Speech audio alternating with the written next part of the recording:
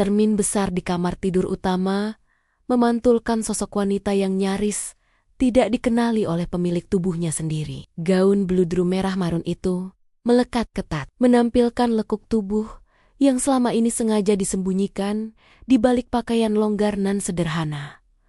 Alia menatap pantulan dirinya. Kain mahal itu terasa seperti kulit kedua yang menyesakkan, atau lebih tepatnya, sebuah bungkus kado mewah untuk sesuatu yang hendak dikorbankan. Kau terlihat sempurna, Alia. Suara bariton itu memecah keheningan, datang dari arah pintu yang sedikit terbuka. Bram melangkah masuk.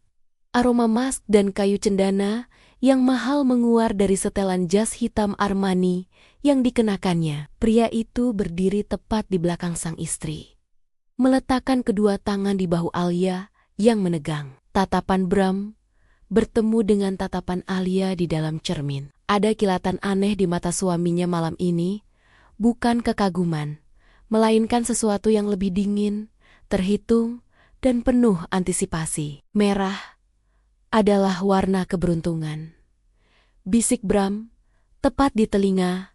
Napas hangatnya menyapu kulit leher, namun gagal mengirimkan getaran cinta. Malam ini, pesta ulang tahun perusahaan. Aku ingin semua orang melihat betapa beruntungnya aku memilikimu. Kebohongan itu meluncur begitu mulus, bibir Alia menyunggingkan senyum tipis. Sebuah topeng yang sudah terlatih ia kenakan selama 5 tahun pernikahan. Beruntung, kata itu terdengar seperti lelucon paling satir. 5 tahun hidup dalam beong-beong, merawat rumah besar yang sepi ini, sementara Bram sibuk membangun kerajaan bisnisnya dan membangun kehidupan lain di luar sana. Tentu, Mas, aku akan berusaha tidak mempermalukanmu, jawab Alia pelan. Tangannya meraih clutch perak di atas meja rias, gerinya dingin. Perjalanan menuju Grand Hotel terasa mencekik. Mobil sedan Eropa itu meluncur membelah jalanan ibu kota yang basah sisa hujan. Di balik kemudi, Bram tampak gelisah. Jari-jarinya mengetuk-ngetuk setir, seirama dengan lagu jazz yang mengalun pelan dari radio. Sementara mata pria itu berulang kali melirik saku jazz bagian dalam. Gerakan kecil, hampir tak kasat mata, namun bagi seorang pengamat ulung seperti Alia, kegelisahan itu berteriak lantang. Ada sesuatu di saku itu. Sesuatu yang membuat suaminya, yang biasanya arogan, menjadi gugup. Setibanya di lobi hotel, lampu-lampu blitz kamera langsung menyambut. Pesta ulang tahun Bramasta Corp bukan sekadar perayaan, melainkan ajang pamer kekuasaan. Alia melangkah turun, menggandeng lengan Bram. Posturnya tegak, wajahnya anggun, meski hatinya bergemuruh waspada. Baru saja mereka melangkah masuk ke ballroom yang bermandikan cahaya kristal chandelier. Sesosok wanita dengan gaun emas berpotongan dada rendah langsung menyongsong Clara, sekretaris pribadi Bram, sekaligus wanita yang namanya sering muncul di notifikasi ponsel Bram pada jam-jam tak wajar. Selamat malam, Pak Bram, sapa Clara dengan suara yang dibuat mendayu. Sebelum beralih menatap Alia, senyum wanita itu manis, namun matanya memindai Alia dari ujung rambut hingga kaki dengan tatapan merendahkan yang sangat gamblang. Dan selamat malam, Bu Alia. Wah, gaun merah. Clara menutup mulutnya pura-pura terkejut, lalu terkekeh pelan. Pilihan yang berani. Sayang sekali, potongannya terlihat sedikit kuno untuk pesta sekelas ini. Tapi tidak apa-apa. Mungkin memang itu gaya yang sedang tren di kalangan ibu rumah tangga, bukan? Penghinaan itu dilontarkan dengan volume suara yang cukup untuk didengar oleh beberapa kolega di sekitar mereka. Beberapa istri direktur lain tersenyum canggung, sementara Bram hanya berdehem pelan, tidak sedikit pun membela. Terima kasih atas penilaianmu, Clara, balas Alia tenang, suaranya datar tanpa emosi. Setidaknya, gaun ini dibeli dengan uang suami saya sendiri, bukan hasil memelas dari suami orang lain. Senyum Clara menegang sejenak. Kilat kemarahan melintas di matanya yang dipulas eyeshadow berkilauan. Namun, wanita itu dengan cepat menguasai diri, kembali memasang wajah manis yang memuakan. Ah, Bu Alia selalu pandai bercanda. Mari, Pak Bram. Para investor sudah menunggu di meja VIP. Saya sudah siapkan semuanya. Tanpa permisi, Clara menyentuh lengan Bram. Sedikit terlalu akrab, dan mengarahkannya menjauh. Bram menoleh sekilas pada Alia. Kau nikmati pestanya sayang. Ambil minum. Bersosialisasilah.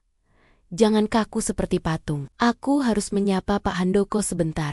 Pria itu berlalu. Ditarik oleh daya tarik wanita bergaun emas di sampingnya. Alia ditinggalkan sendirian di tengah lautan manusia yang tertawa dan berdansa. Namun, alih-alih merasa sedih atau terbuang, naluri Alia justru menajam. Matanya yang tajam bak elang menangkap kembali gerakan tangan Bram yang meraba saku jasnya.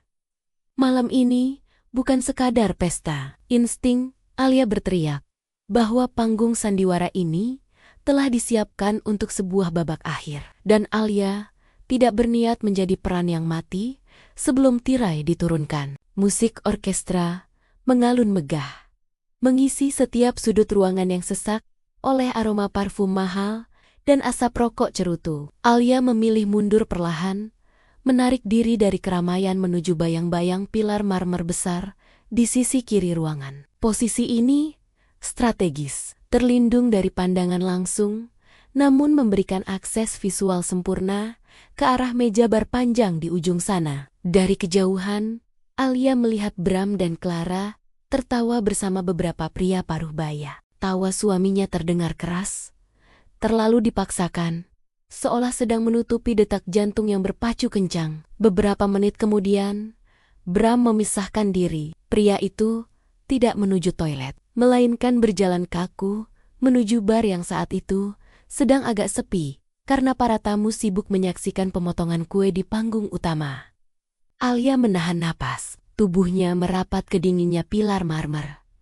Bram memesan sesuatu pada bartender. 2 gelas. 1 gelas ramping berisi cairan berwarna biru, terang koktail alkohol, dan 1 lagi, gelas pendek berisi cairan merah muda pucat. Mocktail buah naga. Campuran stroberi, minuman favorit Alia yang selalu dipesannya karena alergi alkohol. Bartender itu mengangguk hormat, meracik pesanan dengan cekatan, lalu meletakkan kedua gelas itu di atas meja marmer hitam dan berlalu untuk melayani tamu lain di ujung bar. Inilah saatnya. Mata Alia menyipit. Fokusnya terkunci rapat. Bram menoleh ke kanan dan kiri, memastikan tidak ada yang memperhatikan. Gerakannya cepat, namun kikuk. Tangan kanannya merogoh saku dalam jas, mengeluarkan sebuah botol kaca kecil seukuran kelingking. Tutup botol dibuka dengan jempol yang gemetar hebat. Dalam hitungan detik, Bram menumpahkan isi botol itu ke dalam gelas mocktail merah muda minuman milik Alia.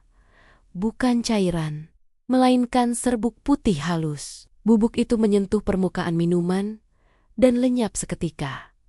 Larut tanpa sisa, tanpa mengubah warna. Jantung Alia serasa berhenti berdetak, lalu kembali memompa darah dengan ritme yang menyakitkan. Rasa dingin merambat dari ujung kaki hingga ke ubun-ubun. Meski sudah menduga adanya pengkhianatan, menyaksikan sendiri bagaimana suami yang pernah berjanji sehidup semati kini menaburkan racun ke dalam minumannya adalah hantaman yang berbeda. Bram mengaduk gelas itu pelan dengan sedotan, lalu menarik napas panjang, berusaha menenangkan diri. Wajahnya pucat, keringat dingin terlihat mengilap di dahinya, meski ruangan berpendingin udara maksimal. Pria itu kemudian mengambil nampan kecil, meletakkan kedua gelas itu berdampingan, koktail biru untuk Clara atau dirinya, dan mocktail maut untuk Alia. Jadi begitu cara kau ingin mengakhiri ini, Bram? Batin Alia. Bibirnya bergetar, menahan amarah yang membara. Tidak ada air mata. Kesedihan adalah kemewahan yang tidak bisa ia bayar saat ini. Yang tersisa hanyalah adrenalin murni. Bram mulai berjalan kembali ke arah kerumunan.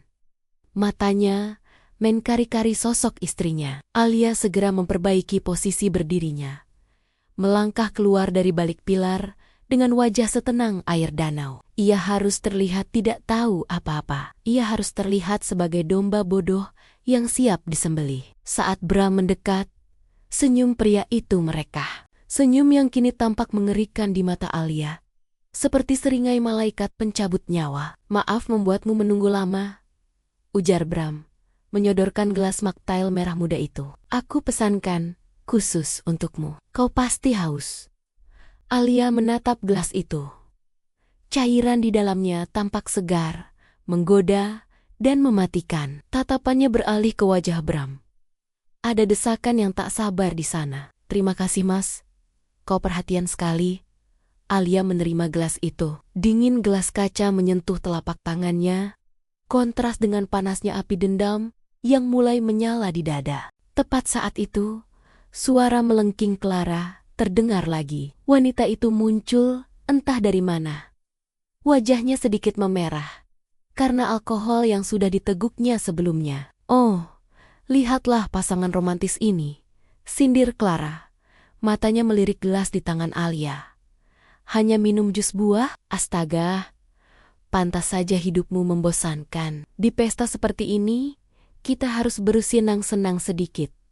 Clara membawa gelasnya sendiri yang sudah kosong. Bram tampak panik. Rencananya adalah memberikan minuman itu pada Alia, memastikan Alia meminumnya, lalu pura-pura panik saat istrinya kolaps.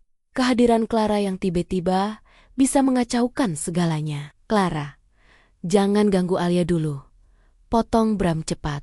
Suaranya sedikit meninggi. "Kenapa? Aku hanya ingin bersulang." Clara tertawa, lalu menoleh ke arah seorang pelayan yang membawa nampan berisi canap. Perhatian Bram teralihkan sedetik karena seorang direktur senior memanggil namanya dari belakang. "Pak Bram, bisa kemari sebentar?" Bram menoleh. Wajahnya terbelah antara kewajiban melayani atasan dan keinginan mengawasi istrinya meminum racun. "Sebentar sayang, minumlah. Aku segera kembali," ujarnya pada Alia. Lalu bergegas pergi dengan langkah terburu. Momen itu hanya berlangsung 3 detik. Alia dan Clara berdiri berhadapan. Clara sibuk membetulkan tatanan rambutnya di pantulan kaca jendela, mengabaikan Alia sepenuhnya karena menganggap sang istri sah tidak selevel dengannya. Gelas koktail Clara yang baru berwarna biru, serupa dengan yang dibawa Bram tadi, tergeletak di meja bundar kecil di samping mereka. Dengan gerakan secepat kilat dan seringan bulu, tangan Alia bergerak tanpa suara. Gelas mocktail beracun di tangan Alia bertukar tempat dengan gelas koktail alkohol milik Clara di meja. Cairan merah muda itu kini berada di dekat clutch Clara, sementara Alia menggenggam gelas biru yang aman. Clara berbalik, tidak menyadari pertukaran maut yang baru saja terjadi. Wanita itu menyeringai, mengambil gelas yang dikiranya milik Nyayang, kini berisi bubuk putih kiriman Bram.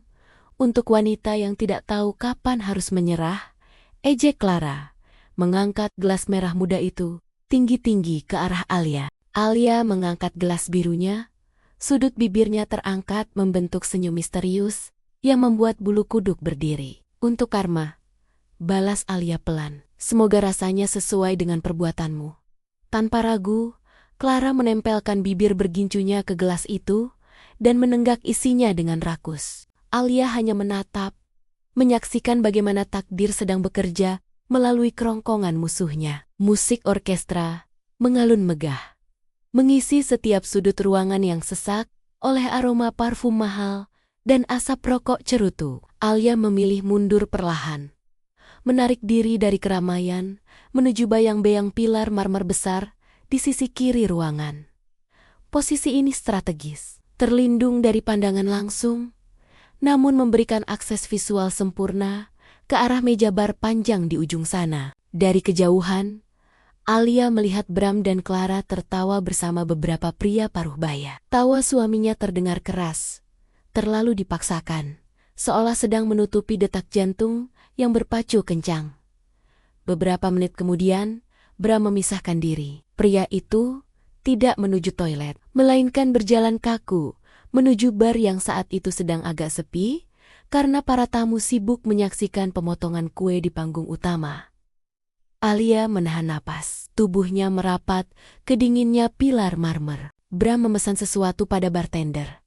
2 gelas. 1 gelas ramping berisi cairan berwarna biru, terang koktail alkohol dan satu lagi, gelas pendek berisi cairan merah muda pucat. Mocktail, buah naga campuran stroberi, minuman favorit Alia yang selalu dipesannya karena alergi alkohol. Bartender itu mengangguk hormat, meracik pesanan dengan cekatan, lalu meletakkan kedua gelas itu di atas meja marmer hitam dan berlalu untuk melayani tamu lain di ujung bar.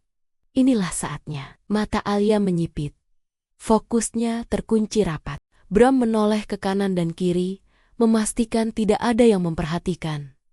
Gerakannya cepat namun kikuk. Tangan kanannya merogoh saku dalam jas, mengeluarkan sebuah botol kaca kecil seukuran kelingking. Tutup botol dibuka dengan jempol yang gemetar hebat. Dalam hitungan detik, Bram menumpahkan isi botol itu ke dalam gelas mocktail merah muda minuman milik Alia. Bukan cairan, melainkan serbuk putih halus. Bubuk itu menyentuh permukaan minuman dan lenyap seketika. Larut tanpa sisa, tanpa mengubah warna.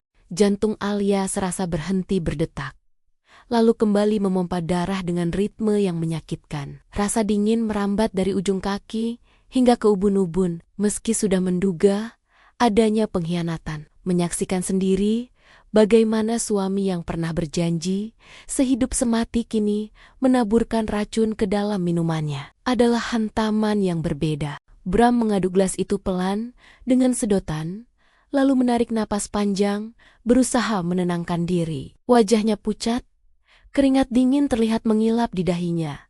Meski ruangan berpendingin udara maksimal, pria itu kemudian mengambil nampan kecil, meletakkan kedua gelas itu berdampingan, koktail biru untuk Clara atau dirinya, dan mocktail maut untuk Alia. Jadi begitu cara kau ingin mengakhiri ini, Bram? Batin Alia, bibirnya bergetar menahan amarah yang membara. Tidak ada air mata. Kesedihan adalah kemewahan yang tidak bisa ia bayar saat ini. Yang tersisa hanyalah adrenalin murni. Bram mulai berjalan kembali ke arah kerumunan. Matanya mengkari-kari sosok istrinya. Alia segera memperbaiki posisi berdirinya, melangkah keluar dari balik pilar dengan wajah setenang air danau.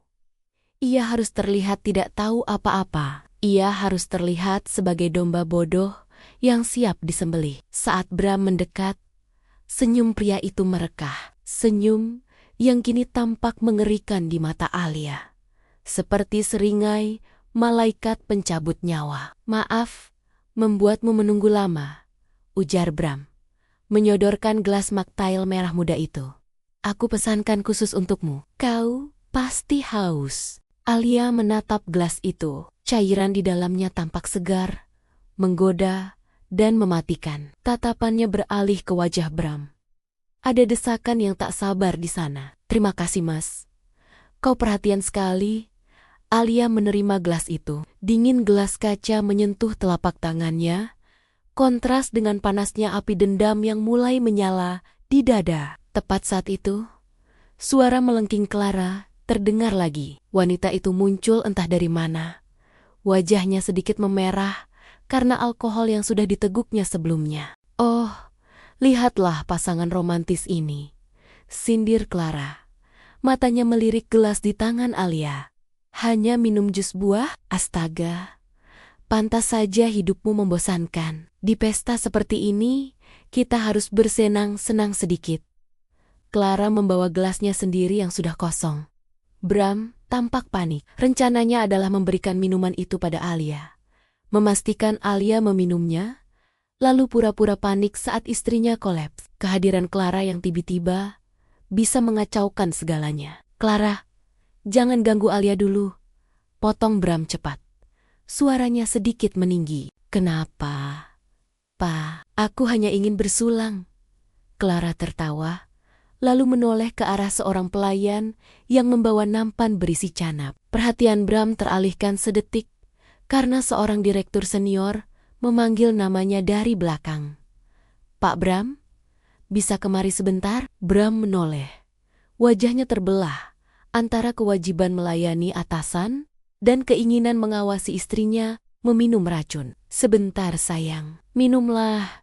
Aku segera kembali, ujarnya pada Alia, lalu bergegas pergi dengan langkah terburu-buru. Momen itu hanya berlangsung 3 detik. Alia dan Clara berdiri berhadapan. Clara sibuk membetulkan tatanan rambutnya di pantulan kaca jendela, mengabaikan Alia sepenuhnya karena menganggap sang istri sah tidak selevel dengannya. Gelas koktail Clara yang baru berwarna biru serupa dengan yang dibawa Bram tadi tergeletak di meja bundar kecil di samping mereka. Dengan gerakan secepat kilat dan seringan bulu, tangan Alia bergerak. Tanpa suara, gelas koktail beracun di tangan Alia bertukar tempat dengan gelas koktail alkohol milik Clara di meja. Cairan merah muda itu kini berada di dekat clutch Clara.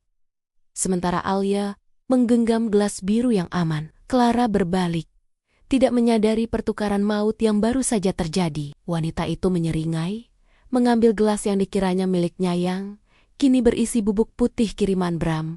Untuk wanita yang tidak tahu kapan harus menyerah, ejek Clara, mengangkat gelas merah muda itu tinggi-tinggi ke arah Alia. Alia mengangkat gelas birunya, sudut bibirnya terangkat membentuk senyum misterius yang membuat bulu kuduk berdiri. Untuk Karma, balas Alia pelan. Semoga rasanya sesuai dengan perbuatanmu. Tanpa ragu, Clara menempelkan bibir berginjunya ke gelas itu dan menenggak isinya dengan rakus. Alia hanya menatap, menyaksikan bagaimana takdir sedang bekerja melalui kerongkongan musuhnya. Kekacauan itu tidak meledak seketika, melainkan merayap seperti retakan pada bendungan sebelum akhirnya jebol menghantam segalanya.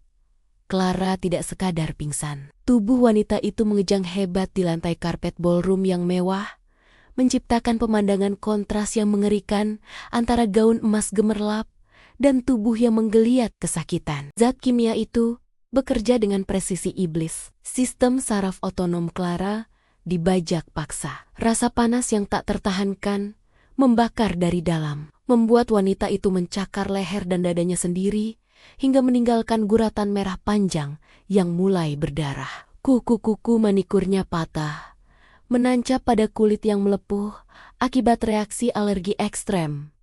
Panas? Matikan apinya, raung Clara. Suaranya bukan lagi suara manusia, melainkan lengkingan binatang yang terperangkap dalam kobaran api. Para tamu undangan mundur teratur membentuk lingkaran besar. Wajah-wajah yang tadinya penuh tawa palsu, kini pucat pasi. Beberapa wanita memalingkan muka, tidak sanggup melihat pemandangan grotes itu. Sementara yang lain didorong oleh rasa ingin tahu yang morbid justru mengeluarkan ponsel, merekam tragedi itu dari balik punggung rekan mereka. Di tengah lingkaran setan itu, Alia berdiri mematung, tangan kanannya menutup mulut, matanya terbelalak lebar. Air mata buatan mulai menggenang di pelupuk, siap diteteskan pada momen yang tepat. Namun di balik telapak tangan itu, napasnya teratur. Jantungnya berdetak tenang. Alia sedang menikmati mahakarya yang ia ciptakan lewat tangan orang lain. Panggil ambulans. Cepat, suara CEO Bramasta Corp menggelegar, memecah kepanikan. Pria tua itu menunjuk ke arah kepala keamanan. Wajahnya merah padam, menahan amarah dan malu. Pesta ulang tahun perusahaannya telah berubah menjadi tempat kejadian perkara. 2 petugas keamanan bertubuh kekar, mencoba menahan Clara agar tidak melukai dirinya sendiri. Namun tenaga wanita itu berlipat ganda efek samping adrenalin yang membanjir tak terkendali. Clara menendang tulang kering salah satu petugas, lalu merangkak liar sambil terus meracaukan hal-hal yang seharusnya terkubur dalam-dalam. Jangan sentuh aku, Bram. Bram, mana? Dia berjanji akan memberikan saham itu padaku. Kalimat itu meluncur keluar bersamaan dengan muntahan cairan bening berbuih. Setiap kata yang keluar dari mulut Clara adalah paku peti mati bagi karier Bram. Rahasia perusahaan, manipulasi tender, hingga rencana menyingkirkan Alia, semua dimuntahkan tanpa saringan. Racun itu telah melelehkan filter otak Clara, menumpahkan segala isi kepalanya ke lantai dansa. Alia melangkah maju sedikit, cukup untuk terlihat oleh semua orang sebagai istri yang terguncang, namun tetap berusaha tegar. Mas Bram. Alia menoleh ke arah panggung. Suaranya bergetar hebat. Apa yang terjadi? Kenapa Clara bicara seperti itu? Apa benar kau ingin membunuhku? Pertanyaan itu sederhana. Namun, dampaknya nuklir. Ratusan pasang mata kini beralih dari Clara yang sekarat ke arah Bram yang berdiri kaku di podium. Tatapan mereka bukan lagi tatapan hormat pada seorang direktur muda yang sukses, melainkan tatapan jijik pada seorang kriminal. Sirine ambulans terdengar meraung-raung dari kejauhan, mendekat dengan cepat, membelah malam Jakarta. Lampu biru kemerahan mulai memantul di dinding kaca lobi hotel, menambah nuansa horor pada pesta yang telah hancur lebur itu. Para medis menyerbu masuk dengan berankar. Tubuh Clara diangkat paksa, diikat dengan sabuk pengaman agar tidak memberontak. Saat berankar itu didorong melewati Alia, tangan Clara yang terkulai sempat menyentuh ujung gaun merah Alia. Sebuah sentuhan terakhir antara dua wanita yang nasibnya bertukar dalam satu tegukan. Alia menatap tubuh gundik suaminya yang dibawa pergi. Wajah cantik Clara kini bengkak. Matanya merah, membulat menatap lenggit-lenggit tanpa fokus. Mulutnya menganga lebar dalam teriakan bisu karena pita suaranya mulai lumpuh. Selamat tinggal, Nona Sekretaris. Batin Alia dingin. Semoga kau menyukai hadiah perpisahan dariku. Dunia Bram menyempit menjadi sebuah terowongan gelap yang berujung pada sosok bergaun merah di tengah ruangan. Suara-suara di sekitarnya bentakan seco, bisik-bisik tamu, suara radio polisi terdengar seperti dengungan lebah yang jauh dan tidak berarti. Otak Bram berusaha memproses realitas yang terbalik ini. Matematikanya tidak masuk akal. Botol itu ada di sakunya. Isinya dituang ke gelas maktel. Alia memegang gelas itu. Lalu kenapa Clara yang hancur? Kenapa Clara yang meregang nyawa dengan gejala yang persis seperti deskripsi penjual racun itu? Satu kesimpulan mengerikan mulai terbentuk di benak Bram, menyusun dirinya sendiri seperti potongan puzzle yang tajam. Tertukar. Bukan tertukar secara tidak sengaja. Alia terlalu teliti. Istrinya itu tidak pernah salah mengambil barang. Bahkan dalam gelap sekalipun. Bram menatap Alia. Jarak mereka sekitar 10 meter, dipisahkan oleh lautan kekacauan. Saat itu, seolah merasakan tatapan suaminya, Alia mengangkat wajah. Wanita itu menurunkan tangan yang sedari tadi menutupi mulutnya. Tidak ada lagi ekspresi syok atau sedih di sana. Wajah itu datar, licin, bagai porselen, tanpa emosi. Mata mereka terkunci. Di detik itu, waktu seakan berhenti. Alia tidak berkedip. Sudut bibir kirinya terangkat sedikit, sangat sedikit, nyaris tak terlihat jika tidak diperhatikan dengan saksama. Sebuah senyum mikro yang penuh kemenangan. Tatapan Alia berbicara lebih lantang daripada teriakan Clara tadi. Aku tahu, Bram. Aku tahu segalanya. Dan sekarang, giliranmu. Darah di tubuh Bram terasa membeku. Rasa takut yang primal, yang belum pernah dirasakannya seumur hidup, kini merayapi tulang punggung. Istri yang selama ini ia anggap bodoh, penurut, dan mudah disingkirkan, ternyata adalah pemain catur yang jauh lebih ulung. Alia bukan sekadar tahu, wanita itu telah membalikan papan permainan tepat saat Bram merasa sudah menang skakmat. Pak Bram!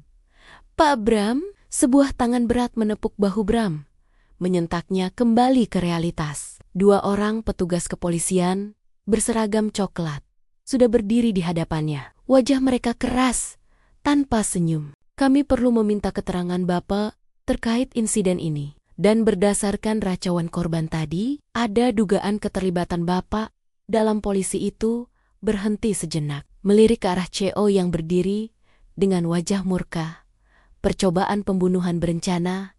Kaki Bram lemas, lututnya serasa tidak bertulang. Ia ingin menyangkal, ingin berteriak bahwa Clara gila, bahwa itu semua fitnah. Tapi botol kosong itu, botol kaca kecil bekas racun itu, masih ada di saku jas bagian dalam. Bram meraba dadanya dengan panik. Sial, benda itu terasa panas menembus kain kemeja, seperti batu bara yang siap membakar kulitnya. Jika polisi menggeledahnya sekarang, Tamatlah riwayatnya. Saya perlu bicara dengan pengacara saya. Gagap Bram. Suaranya serak dan tidak berwibawa. Keringat dingin mengucur deras, membasahi kerah kemeja mahalnya. Dari kejauhan, Alia berjalan mendekat. Langkahnya anggun, membelah kerumunan polisi. Wanita itu berdiri di samping Bram, lalu dengan lembut merangkul lengan suaminya yang gemetar. "Pak polisi, tolong jangan kasar pada suami saya," ujar Alia lembut. Dia pasti sangat terguncang melihat rekannya mengalami hal mengerikan seperti itu.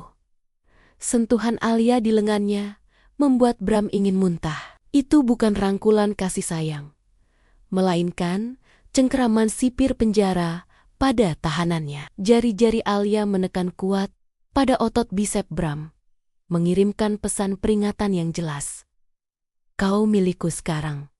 Jangan coba-coba lari." "Kami mengerti, Bu, tapi prosedur tetap harus dijalankan. Mohon Bapak dan Ibu ikut kami ke kantor polisi untuk memberikan kesaksian," tegas polisi itu. Bram menatap Alia lagi, memohon belas kasihan lewat matanya yang ketakutan. Namun Alia hanya membalasnya dengan tatapan istri prihatin yang sempurna di depan polisi. Sementara aura dinginnya membekukan nyali Bram. "Tentu, Pak. Kami akan kooperatif," jawab Alia, mewakili suaminya yang sudah kehilangan kemampuan bicara. Saat mereka digiring keluar hotel menuju mobil patroli, kilatan kamera wartawan kembali menyerbu. Bram menundukkan kepala dalam-dalam, berusaha menyembunyikan wajahnya yang hancur. Sementara Alia, dengan kepala tegak, menatap lurus ke depan. Malam ini, seorang ratu baru saja naik tahta di atas bangkai kehidupan suaminya sendiri. Lampu neon putih di lorong rumah sakit pusat itu berdengung rendah. Sebuah suara statis yang menyiksa telinga Bram. Aroma antiseptik yang tajam menusuk hidung, gagal menutupi bau ketakutan yang menguar dari pori-pori kulitnya sendiri. Pria itu duduk merosot di kursi tunggu berbahan logam dingin. Kedua tangannya menangkup wajah yang kini tampak 10 tahun lebih tua. Di balik pintu ganda, bertuliskan Intensive Care Unit. Tim dokter sedang bertarung nyawa melawan racun yang seharusnya bersarang di tubuh istrinya. Ironi ini mencekik leher Bram. Wanita yang ingin ia singkirkan kini duduk tenang di sampingnya. Sementara wanita yang ia cintai atau setidaknya yang ia butuhkan untuk memuaskan egonya sedang meregang nyawa karena rencananya sendiri. "Minumlah, Mas. Kau terlihat pucat sekali." Sebuah gelas kertas berisi kopi hitam panas disodorkan ke hadapannya. Bram tersentak kaget, seolah baru saja disodori granat aktif. Pria itu menengadah, menatap Alia yang berdiri menjulang. Wajah sang istri tampak lelah, namun matanya tetap jernih, tajam, dan waspada. Tidak ada jejak kesedihan di sana. Hanya perhitungan dingin. Bram menepis pelan gelas itu, tidak berani menerima apapun yang berasal dari tangan Alia. "Aku tidak haus," sergahnya parau. Alia mengangkat bahu acuh tak acuh, lalu duduk di kursi sebelah Bram. Jarak mereka hanya beberapa sentimeter. Namun rasanya seperti terpisah jurang neraka. Beberapa polisi berpakaian preman berdiri di ujung lorong, mengawasi mereka sambil berbisik-bisik, menanti dokter keluar membawa hasil toksikologi. "Kau tahu, Mas?" bisik Alia tiba-tiba. Suaranya sangat pelan, hanya untuk konsumsi telinga Bram seorang. Warna mocktail stroberi itu cantik sekali, merah, muda pucat. Persis seperti warna gaun yang ingin kupakai, tapi kau larang. Tubuh Bram menegang. Jantungnya memalu rusuk. Dan rasanya, lanjut Alia, mencondongkan tubuh sedikit, seolah hendak merapikan kerah jas suaminya yang berantakan. Pasti sangat mengejutkan bagi Clara. Bayangkan, dia berpikir sedang meminum Blue Lagoon yang menyegarkan, tapi malah menelan tiket menuju kehancuran saraf. "Cukup, Alia," desis Bram. Matanya melirik panik ke arah polisi. "Jangan bicara omong kosong di sini." "Omong kosong?" Alia tertawa kecil, suara tawa yang kering tanpa humor. Jemarinya yang lentik menyentuh dada kiri Bram, tepat di atas saku jas bagian dalam. "Bukan aku yang menaruh bubuk itu, Bram. Kau yang membawanya. Kau yang menuangkannya. Aku mengoreksi tujuan pengirimannya. Kalimat itu menghantam Bram lebih keras daripada pukulan fisik. Pengakuan itu, Alia tidak lagi menyembunyikannya. Wanita ini bermain terbuka sekarang. Kau iblis, gagap Bram. Matanya membelalak ngeri, menatap wanita yang selama 5 tahun tidur di sebelahnya. Aku hanya cermin. Sayang, balas Alia dingin. Tatapannya berubah menjadi 2 keping obsidian yang kelam. Aku memantulkan apa yang kau berikan. Kau memberiku racun. Aku kembalikan racun. Adil? Bukan. Pintu ICU terbuka. Seorang dokter senior keluar dengan wajah suram, melepas masker medisnya. Polisi segera menghampiri. Bram dan Alia ikut bangkit. Bagaimana kondisinya, Dok? Tanya salah satu detektif. Dokter itu menghela napas panjang. Pasien selamat, tapi kerusakannya parah. Zat yang ditelan bersifat korosif terhadap sistem saraf pusat. Pita suaranya rusak permanen akibat kejang otot laring yang ekstrem, dan dia mengalami kelumpuhan parsial di bagian kiri tubuhnya. Dia tidak akan bisa bicara atau berjalan normal lagi. Lutut Bram goyah, Clara bisu dan lumpuh. Dan satu hal lagi, tambah sang dokter, menatap tajam ke arah Bram. Kami menemukan residu zat neurotoksin sintetis di lambungnya. Ini bukan keracunan makanan. Ini racun kelas berat yang biasanya hanya beredar di pasar gelap. Detektif itu berbalik menatap Bram. Pak Bram, kami perlu menggeledah barang-barang Bapak sekarang juga. Keterangan korban sebelum pingsan sangat memberatkan Bapak. Saat itu, Bram teringat botol kecil di saku jasnya. Barang bukti fatal itu masih ada di sana. Keringat dingin membasahi punggung Bram. Perintah detektif itu bukan permintaan, melainkan instruksi mutlak. Jika botol kaca kecil bekas racun itu ditemukan di sakunya, tamatlah riwayatnya. Penjara seumur hidup menanti. Tidak ada pengacara sehebat apapun yang bisa menyelamatkannya dari bukti fisik sekuat itu. Silakan, Pak. Potong Alia tiba-tiba. Suaranya tenang dan penuh wibawa. Wanita itu melangkah mundur, memberi ruang bagi polisi. Suami saya tidak menyembunyikan apapun. Kami ingin kebenaran terungkap sejelas-jelasnya. Bram menatap istrinya dengan horor. Apa yang dia lakukan? Dia ingin aku tertangkap basah di sini? Pak Bram, tolong buka jas Bapak.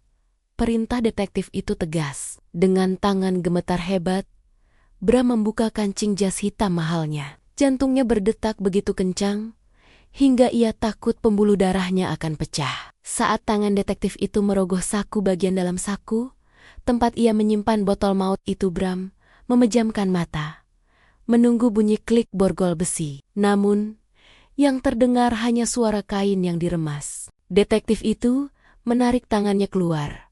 Kosong. Bram membuka mata. Napasnya tercekat. Wajah detektif itu tampak bingung. Polisi itu merogoh saku kiri, saku celana, hingga menepuk-nepuk seluruh bagian tubuh Bram. Nihil. Botol itu lenyap. Tidak ada apa-apa. Gumam detektif itu tampak kecewa. Ia menatap Bram dengan curiga, namun tanpa barang bukti fisik. Tuduhan Clara hanyalah racauan orang yang sedang halusinasi. Bram terpaku. Ia yakin 100% botol itu ada di sana saat meninggalkan pesta. Ia merasakannya menekan dada sepanjang perjalanan. Kapan botol itu hilang? Matanya beralih perlahan ke arah Alia. Wanita itu berdiri di samping mesin penjual minuman otomatis, memegang tas tangan kulit Hermes Nia dengan erat. Saat tatapan mereka bertemu, Alia menepuk pelan sisi tas mahalnya. Sebuah isyarat yang sangat halus.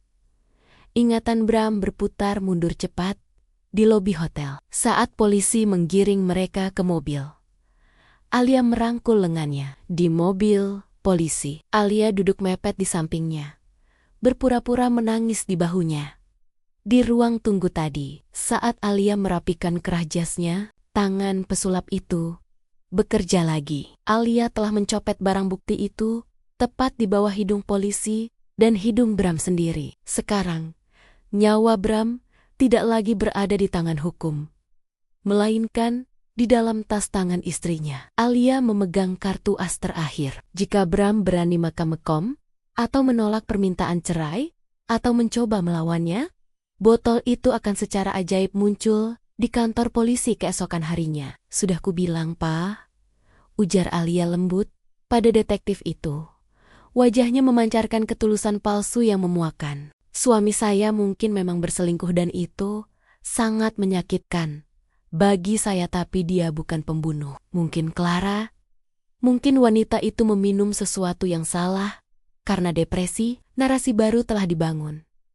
Alia sedang menulis ulang skenario. Clara kini bukan korban, melainkan wanita simpanan labil yang mungkin bunuh diri atau salah obat. Dan Bram hanyalah suami peselingkuh yang patut dikasihani, yang kini nasibnya tergantung sepenuhnya pada belas kasihan istri sahnya. Detektif itu menghela napas kasar. Frustrasi, baiklah, kami akan selidiki dari mana racun itu berasal. Kalian boleh pulang, tapi dilarang meninggalkan kota. Bram jatuh terduduk kembali di kursi.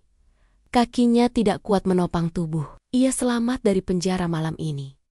Tapi ia baru saja masuk ke dalam penjara lain yang lebih mengerikan. Penjara bernama pernikahan dengan Alia. Ayo pulang, Mas, ajak Alia mengulurkan tangannya. Di mata orang lain, itu adalah uluran tangan istri yang setia mendampingi suami dalam masa sulit. Namun di mata Bram, tangan lentik itu terlihat seperti cakar yang siap mencabik sisa harga dirinya. Tanpa barang bukti, tanpa gundik, tanpa kekuasaan, Bram bangkit berdiri dengan sisa tenaga, mengekor di belakang Alia seperti anjing yang sudah dipatahkan kakinya. Di luar rumah sakit, fajar mulai menyingsing. Langit Jakarta berwarna abu-abu kelam, sekelam masa depan Bram. Pagi itu, saham Bramasta Corp terjun bebas di papan bursa, seirama dengan hancurnya reputasi sang direktur utama. Video insiden pesta semalam telah viral, menyebar bagai wabah digital ke seluruh penjuru negeri. Wajah Bram yang pucat di panggung, teriakan Clara tentang kehamilan dan racun, semuanya menjadi konsumsi publik yang lapar akan skandal. Dewan direksi tidak membuang waktu. Surat pemecatan dikirimkan via kurir, bahkan sebelum matahari berada tepat di atas kepala. Bram pulang ke rumah mewah itu dengan langkah diseret. Dasi sutranya sudah longgar, kemejanya kusut, dan wajahnya dipenuhi bayang-bayang kehancuran. Pria itu membanting pintu depan, berharap menemukan rumah yang kosong dan sunyi untuk meratapi nasib. Namun, harapan itu pupus. Di ruang tamu yang luas, Alia duduk tenang di sofa tunggal berbahan kulit Italia. Kakinya disilangkan anggun. Secangkir teh Earl Grey berasap tipis di meja, dan sebuah laptop terbuka menyala di hadapannya. Di sekeliling ruangan, koper-koper besar sudah berjajar rapi. Bukan koper Bram, melainkan koper Alia. Mau kemana kau? Geram Bram. Suaranya serak menahan amarah yang siap meledak. Kau pikir bisa lari begitu saja setelah menghancurkan hidupku? Alia tidak menoleh. Pandangannya tetap terpaku pada layar laptop. Jari jemarinya mengetuk touchpad pelan. Duduklah, Bram. Ada tontonan menarik yang harus kau lihat sebelum kita berpisah. Bram mendengus, melangkah lebar, hendak menyambar laptop itu untuk membantingnya. Namun, gerakan tangannya terhenti di udara saat matanya menangkap gambar yang sedang diputar di layar. Itu adalah rekaman CCTV. Resolusi tinggi. Angle kamera diambil dari sudut atas pilar ballroom hotel. Dalam video itu, terlihat jelas sosok Bram yang berdiri di sudut bar. Gelagatnya mencurigakan. Tangan kanannya merogoh saku, mengeluarkan botol kecil, dan menumpahkan bubuk putih ke dalam gelas mocktail merah muda. Wajah Bram di video itu terlihat jelas, diterangi lampu bar. Begitu pula botol racun di tangannya. Darah Bram surut seketika dari wajah. Kakinya mundur selangkah, menabrak meja hias hingga vas bunga bergoyang. Bagaimana kau bisa? Detektif swasta itu mahal, Bram. Tapi hasilnya sepadan. Potong Alia dingin. Tatapannya kini beralih menatap suaminya. Tajam, bagai mata pisau bedah. Aku sudah menyewa orang untuk mengawasimu sejak bulan lalu. Aku tahu, kau membeli racun itu di dark web. Aku tahu, kau bertemu penjualnya di parkiran basement mall. Dan aku tahu, malam itu adalah eksekusinya. Bram terduduk lemas di lantai. Kakinya tidak lagi sanggup menopang berat badannya. Ternyata, selama ini ia tidak sedang berburu mangsa. Ia adalah tikus yang sedang bermain-main di dalam labirin yang dibuat oleh kucing. Alia mengambil sebuah map tebal berwarna biru dari meja, lalu melemparnya ke hadapan Bram. Bunyi prak saat map itu menghantam lantai marmer, terdengar begitu nyaring di ruangan yang senyap. Itu surat pengalihan aset dan surat persetujuan perceraian, ujar Alia datar. Isinya sederhana. Rumah ini, 2 apartemen di pusat kota, dan 80% tabungan pribadimu akan dipindahkan atas namaku sebagai kompensasi perceraian. Kau gila! Teriak Bram, matanya memerah. Aku tidak akan menandatanganinya. Itu hasil kerja kerasku. Alia tersenyum tipis, lalu mengangkat sebuah flash disk kecil berwarna hitam. Pilihannya ada di tanganmu. Mantan, suamiku sayang. Opsi A, kau tanda tangani dokumen itu sekarang. Dan aku akan pergi membawa koperku. Membiarkanmu menghadapi polisi hanya dengan tuduhan perselingkuhan dan skandal kantor. Opsi B, kau menolak. Dan flash disk berisi rekaman orisinal ini akan kukirimkan ke kantor polisi dalam waktu 1 jam. Alia condong ke depan, menatap manik mata Bram, lekat-lekat. Ingat Bram, botol racun itu ada di tasku. Videonya ada di tanganku. Jika bukti ini masuk ke kepolisian, kau bukan hanya dipecat, kau akan membusuk di penjara selama 20 tahun atas tuduhan percobaan pembunuhan berencana. Tidak ada aset yang bisa kau nikmati di balik jeruji besi. Ruangan itu hening. Hanya terdengar suara detak jam dinding kuno yang seolah menghitung mundur sisa waktu kebebasan Bram. Pria itu menatap map di lantai, lalu menatap flash disk di tangan Alia. Keangkuhannya runtuh, egonya hancur berkeping-keping. Bram sadar, ia sudah kalah telak. Skakmat, rajanya telah terkepung, dan ratu lawannya memegang belati di leher. Dengan tangan gemetar hebat dan air mata kemarahan yang tertahan, Bram meraih pena di atas meja. Digoreskannya tanda tangan di atas kertis-kertis yang merampas kekayaannya, membeli kebebasan semu yang ditawarkan Alia.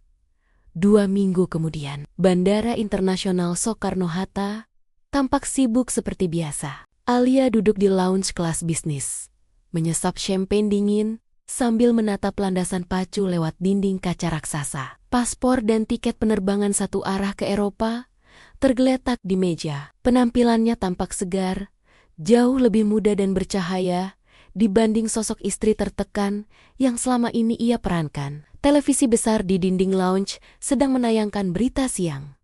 Headline-nya membuat sudut bibir Alia terangkat, membentuk senyum puas. Mantan Direktur Bramasta Corp ditahan kepolisian atas tuduhan percobaan pembunuhan. Bram memang selamat dari laporan Alia. Alia menepati janjinya. Setelah aset berpindah tangan, ia tidak menyerahkan video itu ke polisi. Ia memusnahkannya. Alia tidak butuh Bram di penjara karena laporannya. Ia ingin melihat hukum karma bekerja dengan caranya sendiri yang puitis. Dan karma itu bernama Clara.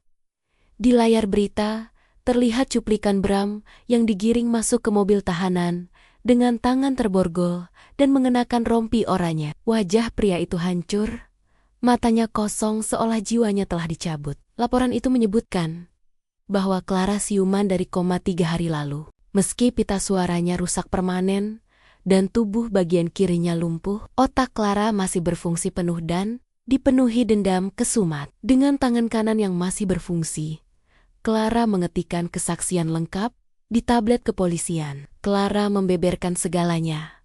Rencana pembunuhan Alia dari mana Bram mendapatkan racun, hingga bagaimana pria itu memaksanya meminum gelas yang salah sebuah kebohongan kecil dari Clara untuk semakin memojokkan Bram, mengklaim bahwa Bram sengaja meracuninya untuk membungkam mulutnya tentang kehamilan. Tanpa video CCTV dari Alia pun, kesaksian korban langsung ditambah jejak transaksi digital pembelian racun yang akhirnya dilacak polisi siber sudah cukup untuk menyeret Bram ke sel isolasi. Ironisnya, Bram berteriak-teriak di pengadilan bahwa target sebenarnya adalah istrinya, bukan Clara, seolah itu akan meringankan hukumannya. Pengakuan bodoh itu justru semakin memperberat vonis hakim. Alia meletakkan gelas kristalnya. Ponselnya bergetar. Notifikasi dari bank masuk. Transfer dana berhasil. Saldo Anda telah diperbarui. Angka 0 yang berderet panjang itu adalah tiket kebebasannya. Seorang pelayan lounge lewat, mengambil gelas kosong Alia. "Ada lagi yang bisa saya bantu, Nyonya?" "Tidak, terima kasih," jawab Alia, berdiri dan meraih tas tangannya. Tas yang kini terasa ringan karena beban masa lalu dan botol bukti kejahatan itu sudah ia buang ke laut lepas beberapa hari lalu. Alia berjalan menuju gerbang keberangkatan. Langkah kakinya mantap, beradu ritmis dengan lantai marmer bandara. Ia tidak menoleh ke belakang. Rumah neraka itu sudah dijual. Nama belakang suaminya sudah dihapus. Dan sosok Alia yang lemah sudah mati bersamaan dengan tegukan pertama Clara malam itu. Pengumuman panggilan terakhir untuk penerbangan ke Zurich bergema. Alia tersenyum. Pesawat itu akan membawanya ke kehidupan baru, jauh dari hiruk-pikuk kota yang penuh kepalsuan ini. Ia bukan lagi seorang korban. Ia bukan lagi seorang istri yang dikhianati. Ia adalah pemenang yang berdiri tegak di atas reruntuhan. Menyaksikan istana kartu suaminya rubuh tertiup angin keserakahan sendiri. Dan pemandangan itu sungguh indah.